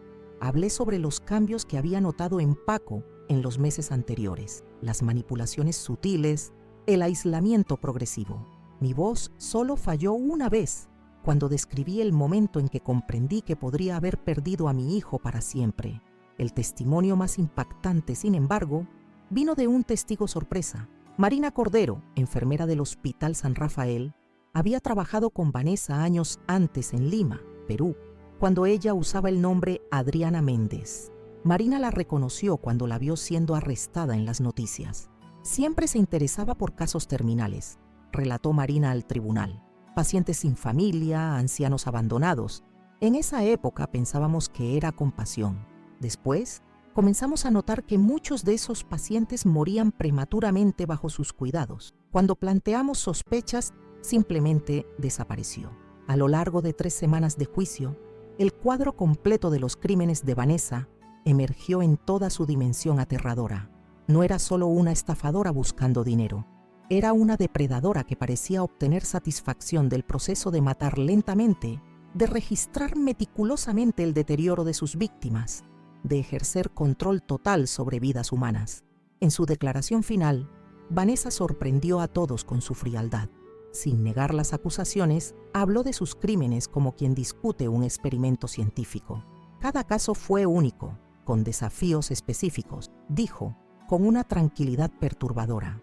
Francisco Valdivia estaba siendo particularmente resistente al protocolo estándar. Necesité ajustar las dosis varias veces. El jurado deliberó por apenas 4 horas, un tiempo récord para un caso tan complejo. El veredicto fue unánime: culpable de todas las acusaciones. La sentencia: 30 años de prisión por cada homicidio comprobado, más penas adicionales por los intentos de asesinato y demás delitos, totalizando 237 años de reclusión sin posibilidad de progresión de régimen. Mientras la llevaban fuera del tribunal, Vanessa me miró una última vez. No dijo nada, pero su expresión transmitía un mensaje claro. Si pudiera volver en el tiempo, habría garantizado que yo bebiera aquel café. Y yo, enfrentando su mirada sin vacilar, silenciosamente agradecí aquella intuición inexplicable que había salvado no solo mi vida, sino toda mi familia. 6 meses pasaron desde el juicio de Vanessa Moretti.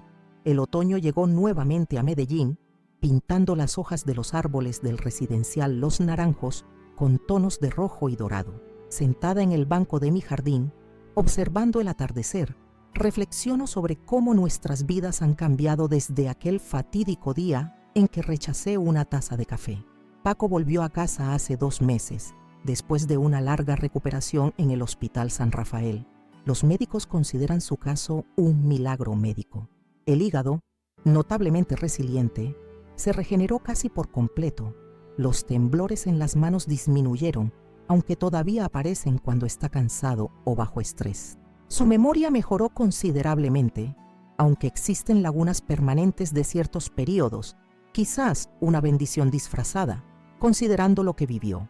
«Mamá, traje ese pan de queso que tanto te gusta», dice ahora, apareciendo en el jardín con una bolsa de la panadería e interrumpiendo mis pensamientos. Su rostro está más relleno, la piel recuperó el color saludable, los ojos volvieron a tener el brillo que yo temía haber perdido para siempre.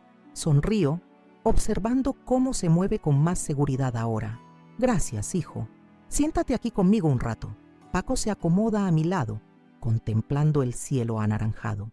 Estos momentos simples ganaron un valor inestimable para nosotros. Después de casi perderlo, cada minuto compartido se volvió precioso. Recibimos una carta de Patricia hoy, comento, refiriéndome a la hija de una de las víctimas anteriores de Vanessa.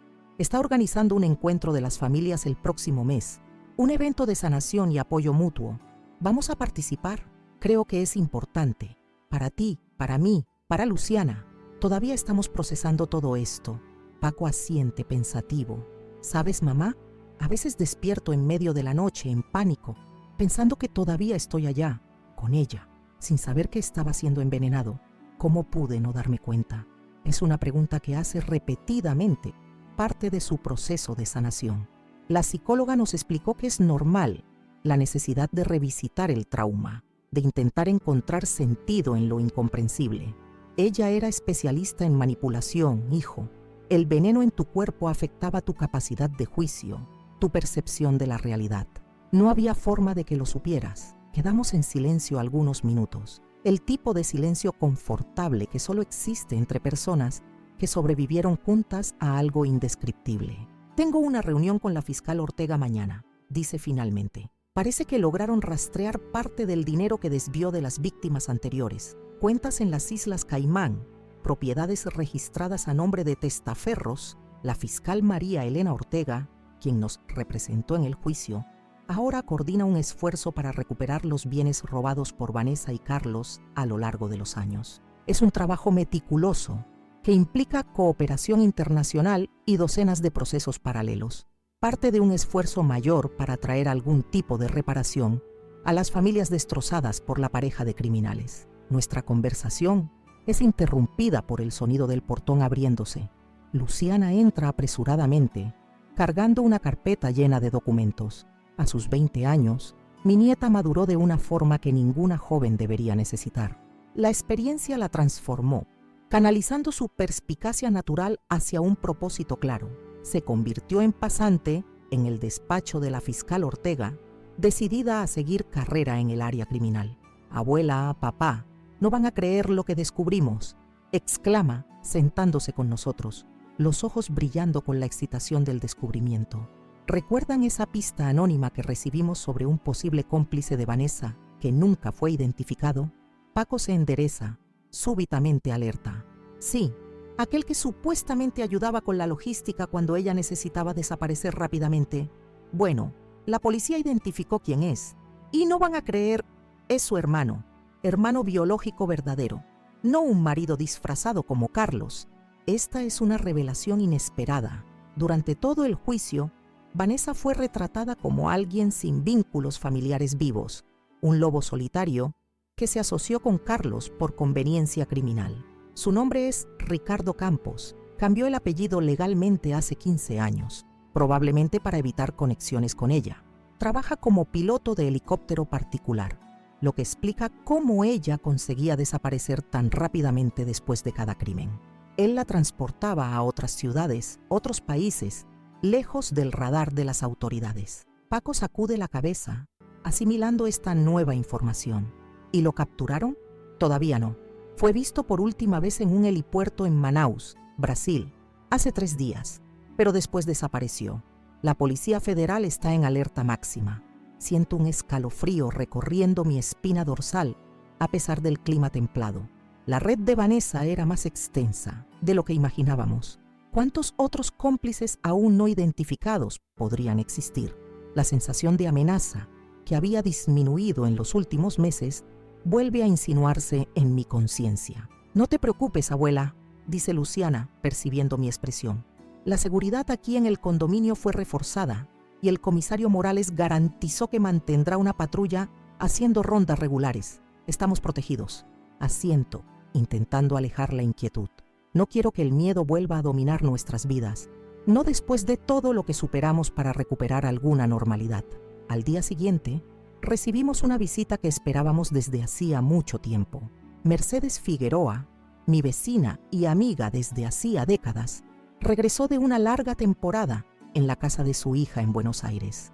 A sus 71 años, con cabello completamente blanco y una sonrisa que ilumina cualquier ambiente, Mercedes siempre fue mi puerto seguro en momentos difíciles. «Ernestina», exclama al verme abrazándome con fuerza. «¿Cuánto tiempo? ¡Qué nostalgia, oh amiga mía!». Conversamos durante horas en la terraza, poniéndonos al día. Mercedes siguió todo el caso por los medios. desesperada por no estar presente para apoyarme durante la pesadilla. Cuando vi a esa mujer en las noticias, no lo creí, dice, sirviéndose más café. Un hábito que, irónicamente, tardé meses en retomar sin sentir ansiedad. Recuerdo haberla conocido en uno de tus almuerzos de domingo. Tan educada, tan amable en apariencia. ¿Cómo puede una persona esconder tanta maldad? Es una pregunta que me hago todos los días, respondo, observando el vapor que sube de mi propia taza. La psicóloga forense que la evaluó dijo que personas como Vanessa son especialistas en crear personas falsas, máscaras perfectas que esconden el vacío interior. Mercedes sacude la cabeza pensativa. Y ahora, ¿cómo están ustedes? De verdad, no la versión que cuentas para no preocupar a los demás. Sonrío levemente. Ella siempre logró ver a través de mis fachadas. Nos estamos reconstruyendo día a día. Paco está mucho mejor físicamente, pero emocionalmente. El trauma deja marcas profundas. Luciana se fortaleció de formas impresionantes, pero a veces la sorprendo mirando sobre su hombro, como si esperara que el peligro pudiera regresar en cualquier momento. ¿Y tú, amiga mía? Vacilo, raramente permitiéndome examinar mis propios sentimientos sobre todo lo que ocurrió. Tengo pesadillas, Mercedes. Sueño con aquella taza de café, con lo que podría haber pasado si la hubiera bebido. Sueño con Margarita no sobreviviendo, con Paco deteriorándose sin que yo percibiera lo que estaba ocurriendo. Hago una pausa, admitiendo algo que raramente verbalizo. Y siento culpa por no haber percibido antes, por no haber protegido a mi familia desde el principio. Mercedes sostiene mis manos entre las suyas, sus ojos gentiles fijos en los míos. Ernestina Valdivia, escucha bien lo que voy a decir. Tú salvaste a tu familia. Tu instinto, tu intuición, tu fortaleza, fueron esas cualidades las que impidieron una tragedia aún mayor. La culpa no es tuya, nunca lo fue. Sus ojos se humedecen y noto que los míos también están húmedos. Cuando supe que todo había terminado, que esa mujer estaba presa, ¿sabes lo que sentí además del alivio? Orgullo inmenso de mi amiga de tantos años, que enfrentó a un monstruo y venció. Sus palabras tocan algo profundo en mí, abriendo espacio para un sentimiento que he evitado. El orgullo por haber seguido mi intuición, por haber luchado por mi familia, por no haber desistido incluso cuando todo parecía sombrío. En la semana siguiente, un acontecimiento inesperado trae nueva agitación a nuestras vidas. El comisario Morales aparece en mi casa sin aviso previo, su semblante una mezcla de urgencia y preocupación. Doña Ernestina, necesitamos hablar. Es sobre Vanessa Moretti. Siento mi estómago hundirse. ¿Qué pasó? ¿Se escapó? No, nada de eso. Ella quiere hablar con usted. La sorpresa me deja momentáneamente sin palabras. ¿Conmigo? ¿Por qué? No sabemos con certeza. Se niega a hablar con cualquier otra persona. Dice que tiene información crucial que solo revelará directamente a usted. Mi primer instinto es rechazar. ¿Por qué me pondría voluntariamente en presencia de aquella mujer nuevamente? ¿Qué más podría querer de mí, de mi familia? Entiendo su vacilación, continúa el comisario, pero creemos que puede estar relacionado con su hermano, Ricardo Campos, que todavía está prófugo. Si ella realmente tiene información que pueda conducir a su captura, respiro profundo, considerando las implicaciones. Mientras Ricardo esté suelto, existe un riesgo para nosotros. Si Vanessa posee información que puede ayudar a capturarlo, iré, decido finalmente. Pero quiero a Paco y Luciana conmigo. El comisario vacila. Doña Ernestina, no creo prudente. O todos nosotros o ninguno. Esta es una decisión familiar. 2 días después, me encuentro en el Centro Penitenciario de Mujeres El Buen Pastor, un complejo austero en las afueras de la ciudad. Paco y Luciana me acompañan, sus rostros tensos reflejando la aprensión que todos sentimos. Somos conducidos a una sala de visitas especial, con una mesa de metal fijada al suelo y sillas igualmente inmóviles. Un guardia permanecerá en la sala con nosotros, además de cámaras de vigilancia monitoreando cada movimiento. Cuando Vanessa entra, escoltada por 2 guardias, casi no la reconozco. El uniforme carcelario cuelga flojo en su cuerpo adelgazado, el cabello antes perfectamente arreglado ahora cortado en un estilo utilitario. Pero los ojos, aquellos ojos fríos y calculadores, permanecen inalterados. Se sienta frente a nosotros, las manos esposadas sobre la mesa. Por largos momentos, solo nos observa, una sonrisa casi imperceptible jugando en sus labios. La familia Valdivia reunida, dice finalmente, su voz más ronca de lo que recuerdo. Gracias por venir. No vinimos por ti, responde Paco, su voz sorprendentemente firme. Vinimos porque queremos acabar con esta historia de una vez por todas. Vanessa inclina levemente la cabeza, estudiando a mi hijo con aquella mirada clínica que siempre me estremecía. Te ves bien, Paco. El tratamiento fue eficaz, por lo visto. ¿Tus niveles hepáticos ya se normalizaron? La audacia de preguntar sobre los efectos del envenenamiento que ella misma causó me deja momentáneamente sin palabras. Pero Luciana no se intimida. Di lo que quieres, no tenemos interés en juegos psicológicos. Vanessa sonríe, genuinamente admirada por el coraje de mi nieta. Siempre me gustaste, Luciana. Perspicaz, valiente. Fuiste tú quien notó primero, ¿verdad? Los pequeños detalles que no encajaban. ¿Qué quieres, Vanessa? Intervengo, decidida a no permitir que nos manipule nuevamente. Ella se recuesta en la silla, lo máximo que las esposas permiten. Quiero hacer un trato. Tengo información sobre Ricardo, dónde está, hacia dónde va, y también sobre otros proyectos que iniciamos y nunca fueron descubiertos. ¿Qué tipo de trato?, pregunta Paco desconfiado. Nada muy ambicioso. No estoy pidiendo libertad o reducción de pena. Sé que eso es imposible. Hace una pausa como saboreando el momento. Solo quiero ciertas comodidades en la prisión, una celda individual, acceso a libros específicos, material para escribir. Pequeñas cosas que harían mis 237 años de reclusión un poco más soportables. Algo en su tono me incomoda profundamente. Hay una confianza subyacente, como si todavía mantuviera algún control sobre la situación, incluso esposada y condenada. ¿Y por qué vendrías a nosotros con esto?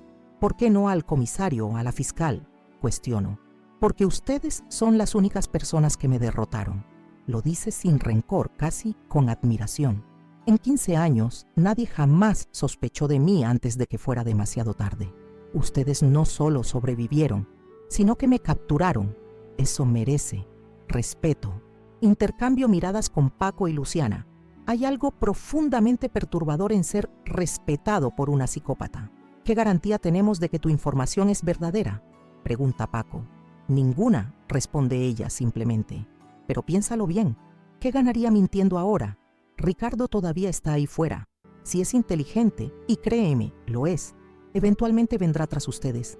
No por venganza emocional, eso sería irracional, sino porque ustedes representan un riesgo continuo, testigos que pueden identificarlo, conectarlo con los crímenes.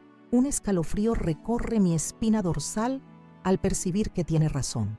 Mientras Ricardo esté libre, nunca estaremos completamente seguros. Dime lo que sabes, decido finalmente. Si la información es válida, hablaremos con las autoridades sobre tus comodidades. Vanessa sonríe satisfecha. Ricardo está en Uruguay preparándose para dejar Sudamérica. Posee documentos falsos a nombre de Ernesto Vidal. En 3 días, embarcará en un yate privado en el puerto de Punta del Este, con destino final a las Islas Maldivas, donde tenemos una propiedad no rastreable y reservas financieras sustanciales. Proporciona detalles precisos, nombres, fechas, ubicaciones, contactos. Luciana anota todo meticulosamente. En cuanto a los otros proyectos, Vanessa vacila por primera vez. Hay 3 personas actualmente siendo tratadas de la misma forma que Paco lo fue, cónyuges que no sospechan que están siendo lentamente envenenados. Puedo proporcionar sus nombres y ubicaciones. La idea de que otras familias están pasando por la misma pesadilla, en este exacto momento, me llena de una determinación renovada. Nombres, ahora. Los proporciona junto con direcciones y detalles sobre sus tratamientos, los tipos de veneno siendo administrados, los métodos de aplicación, las dosis. Es información que solo quien planeó los crímenes podría conocer. Cuando terminamos me siento extrañamente exhausta, como si hubiera corrido una maratón. El encuentro con Vanessa drenó toda mi energía emocional. Una última cosa, doña Ernestina, dice ella cuando nos levantamos para salir. Siempre tuve curiosidad. ¿Cómo supo? ¿Qué la hizo rechazar aquel café en ese día específico? Es una pregunta que muchos me hicieron. Policías, periodistas, psicólogos, nunca logré articular una respuesta satisfactoria, ni siquiera para mí misma.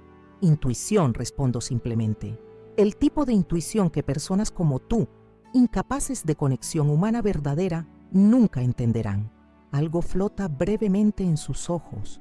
Frustración, tal vez lo más cercano que alguien como ella puede llegar a la emoción genuina. La información proporcionada por Vanessa resultó ser precisa. Ricardo Campos fue capturado en el puerto de Punta del Este exactamente donde ella indicó, portando documentos falsos y una cantidad sustancial de dinero. Las 3 víctimas en tratamiento fueron localizadas y ahora reciben cuidados médicos. Sus posibilidades de recuperación total consideradas excelentes gracias a la intervención temprana. Un mes después de aquel inquietante encuentro en la prisión, recibo una llamada del comisario Morales. Su tono de voz me alerta inmediatamente de que algo significativo ha ocurrido. Doña Ernestina, tengo noticias sobre Vanessa Moretti. Está muerta. La noticia me impacta como una descarga eléctrica. ¿Cómo? Suicidio, aparentemente. Fue encontrada en su celda esta mañana. Dejó una carta. ¿Una carta? ¿Para quién? Para usted. Horas después, el comisario me entrega un sobre sellado. La caligrafía elegante y precisa es inconfundiblemente de ella. Con manos temblorosas abro la carta en presencia de Paco y Luciana. Querida Ernestina, cuando leas esto ya me habré ido. No por remordimiento o arrepentimiento, conceptos que siempre encontré fascinantes en teoría, pero inaccesibles en la práctica. Me voy porque elegí el momento y la manera, como siempre elegí todo en mi vida. Ustedes fueron adversarios dignos, la primera familia que no solo sobrevivió, sino que contraatacó. Hay cierta poesía en eso que aprecio estéticamente.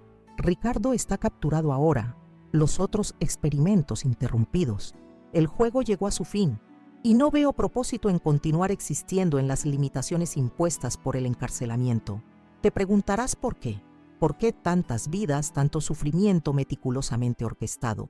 La respuesta decepcionará por su banalidad. Porque pude. Porque era interesante. Porque cada caso presentaba desafíos únicos, rompecabezas bioquímicos y psicológicos para resolver. Me venciste con algo que nunca comprendí completamente. Conexión humana genuina. El amor que unió a tu familia contra mí fue una variable que no logré calcular adecuadamente. Este es mi último experimento. Quiero ver qué sentirás al leer estas palabras. ¿Alivio? ¿Ira? O tal vez, y esto sería fascinante, un toque de tristeza por la mente que podría haber usado sus talentos para otros fines.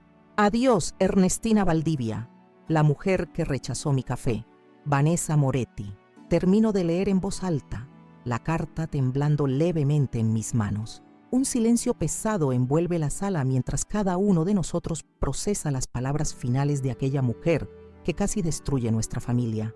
Es realmente el fin, dice Paco finalmente, su voz mezclando incredulidad y alivio.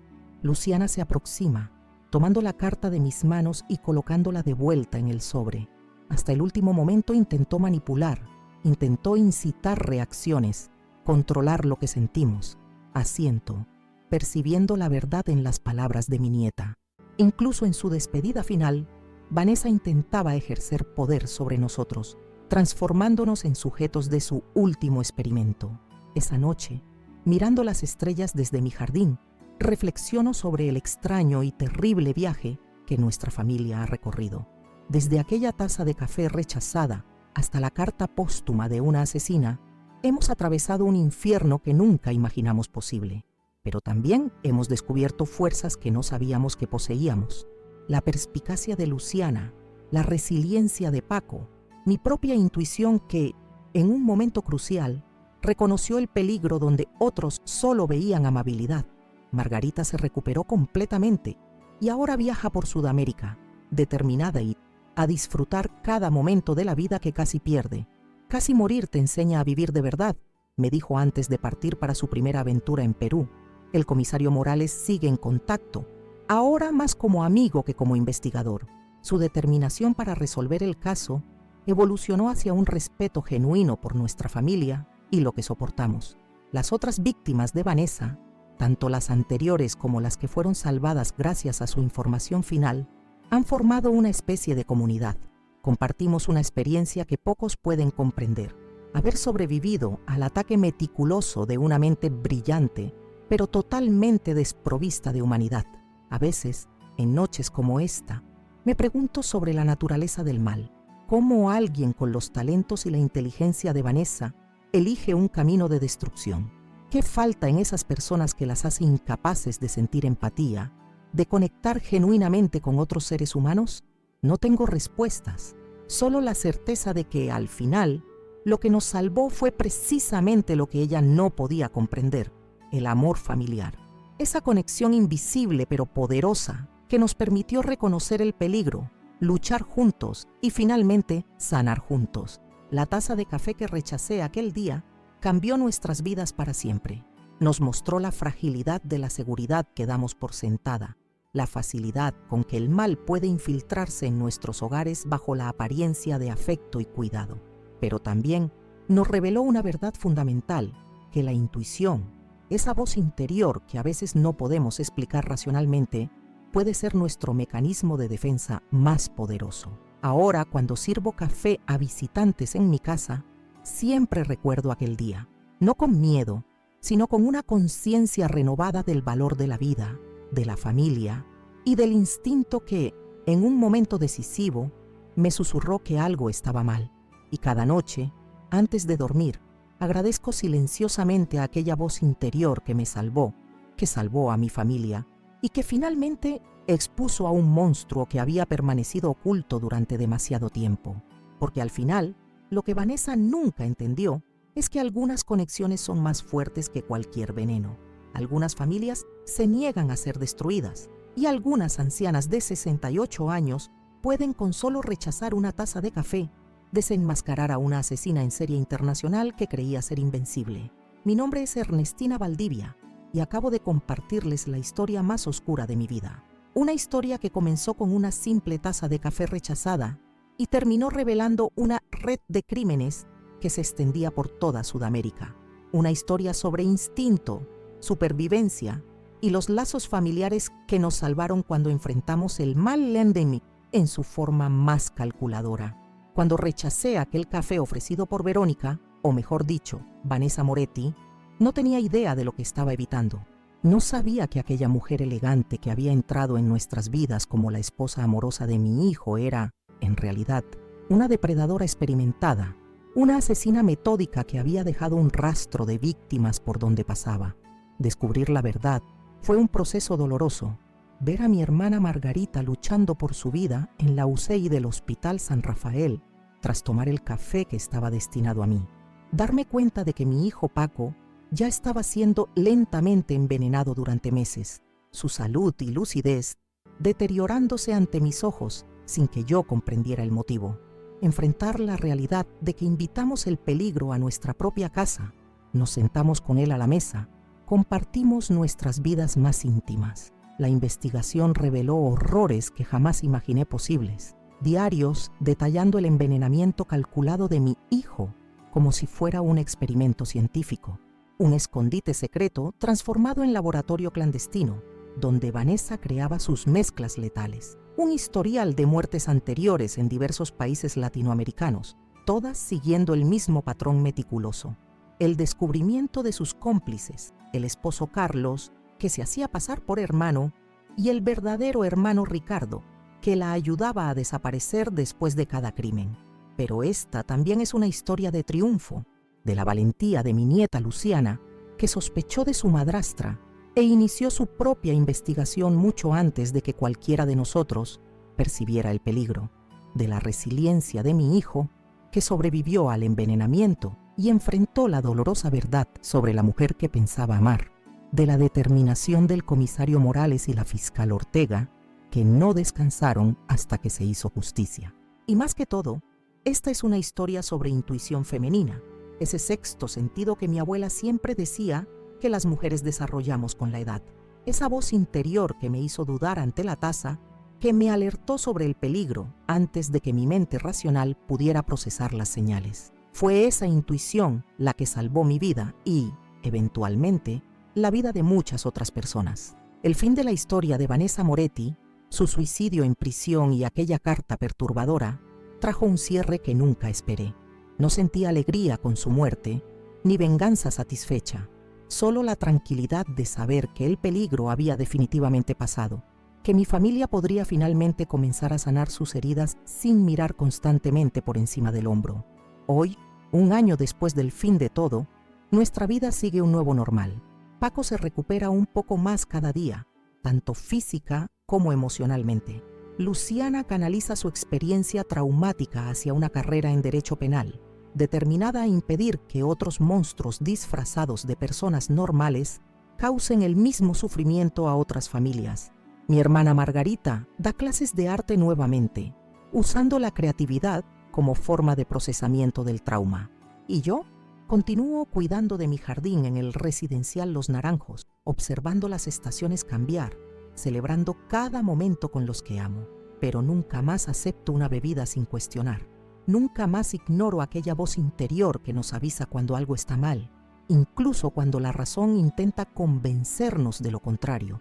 Esta experiencia me enseñó que el mal puede esconderse en las sonrisas más gentiles, en las palabras más dulces, que depredadores habilidosos como Vanessa se camuflan perfectamente en nuestra sociedad, pasando desapercibidos hasta que es demasiado tarde.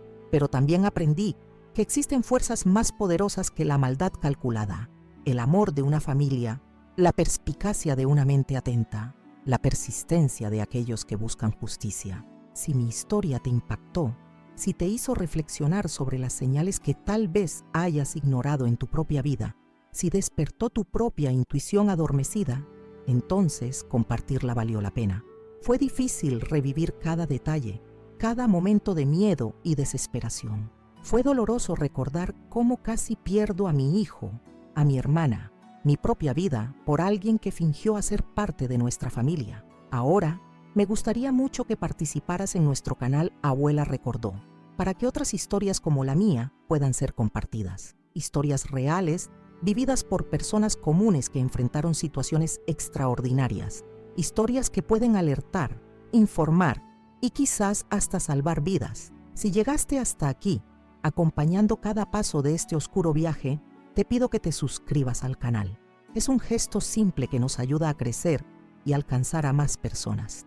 Activa también la campanita de notificaciones para ser avisado siempre que un nuevo relato sea publicado. Tenemos nuevas historias todas las semanas, cada una con lecciones valiosas sobre supervivencia, intuición y superación. Tus comentarios son extremadamente importantes para nosotros. ¿Cómo fue escuchar esta historia? ¿Alguna vez has pasado por alguna situación en que tu intuición te salvó de un peligro que no podías identificar racionalmente? ¿Alguna vez sentiste ese escalofrío inexplicable que te hizo cambiar de decisión en el último momento? Comparte tus experiencias, tus reflexiones, tus propias historias en los comentarios. Leo todos personalmente y respondo a tantos como me sea posible. El me gusta también es fundamental para que más personas puedan encontrar este canal y estas historias. Es una forma simple de decir que valoras este tipo de contenido, que reconoces la importancia de compartir experiencias que pueden salvar vidas. Y si esta historia te conmovió profundamente, si crees que es importante que continuemos trayendo relatos como este, considera ayudarnos a través de la función Gracias aquí en la plataforma. Es una forma de donación que nos ayuda a cubrir los costos de producción de estos videos y nos permite dedicar más tiempo a la búsqueda y compartir historias impactantes como la mía. Cada contribución, por pequeña que sea, hace una enorme diferencia para que podamos traer contenido diario de calidad.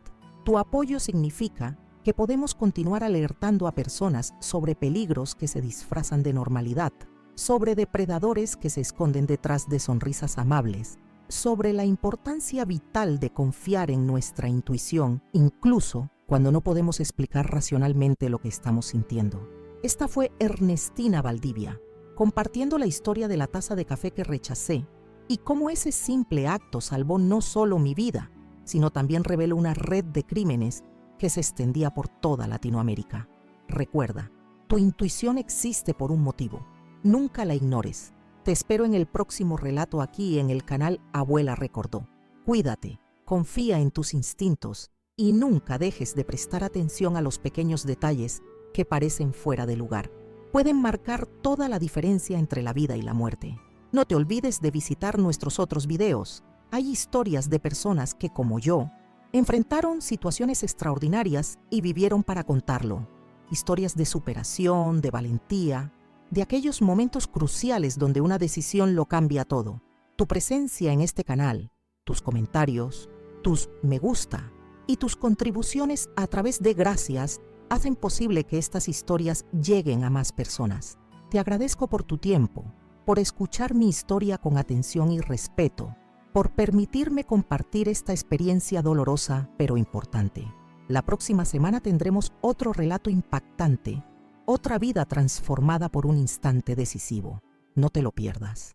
Con cariño y gratitud, esta anciana que aprendió de la manera más dura a confiar siempre en su intuición, se despide hasta el próximo video. Recuerda, suscríbete, comenta, comparte.